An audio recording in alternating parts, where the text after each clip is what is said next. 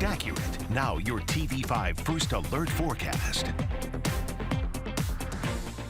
As early as last week, we were talking about the remnants of Hurricane Beryl starting to come closer to the Great Lakes region, and that is exactly what we're working with in your forecast. You're going to find a first alert weather day active for Wednesday. Excessive rainfall is going to be the concern that we have in the forecast. The timing of this going to start here this evening, that we see that rainfall begin, and it will end early Thursday morning. With us looking at rain here for a long stretch of time, but still with the amount of water we're coming, it feels a little bit shorter because we're going to be looking at rain totals that could be around 2, even trying to get up towards that 4-inch mark. So heavy rainfall that could cause ponding on local roadways. We're going to have water sitting in some of our fields. You may notice some minor flooding.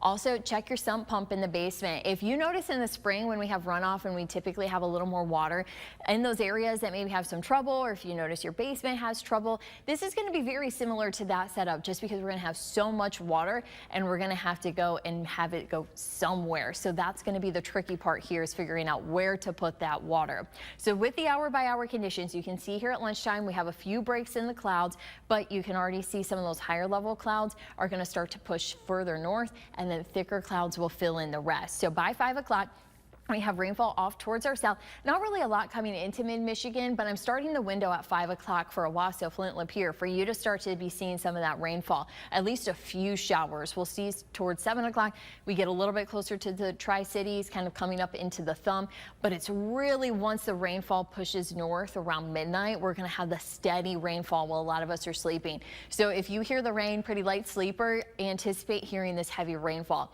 As far as the thunderstorm activity, that should be pretty much a limited to where the oranges and the reds here are really more signaling higher rain totals rather than severe weather. It's still going to be raining right along as we go into tomorrow morning. You're going to be looking at 6 a.m. here. That's where I have the clock stopped.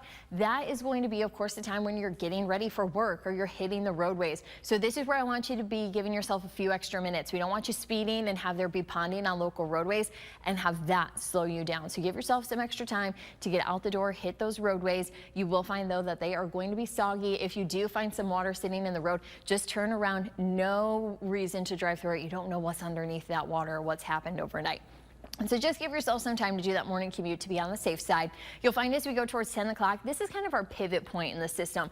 It's a little bit more scattered. It's not as heavy of rain. And so you may be thinking, oh, good, we're done. No, at this point, this is still going to be some scattered rain. It's fairly light. And then we have the backside of the storm to come through. So we'll find that as we go towards 5 o'clock. So still plan on some steady rainfall for your Wednesday night plans.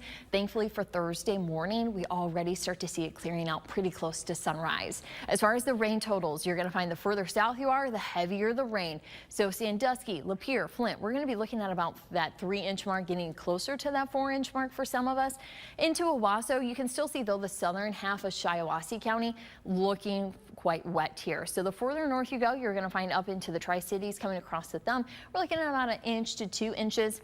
And then an inch or less kind of north of the Tri-Cities, getting up into our northern counties. So your first alert 7-day forecast with the first alert weather day, you'll see those remnants cool us out. 67 for the daytime temperatures. Though we'll have 70s overnight, a lot of us are still going to be finding 60s while we're outside jumping over those puddles. We do rebound, bringing in those 80s as we go closer to the weekend. You'll still see some stray showers to be possible, but at least we're starting to dry out and bring a little more sunshine back to the forecast.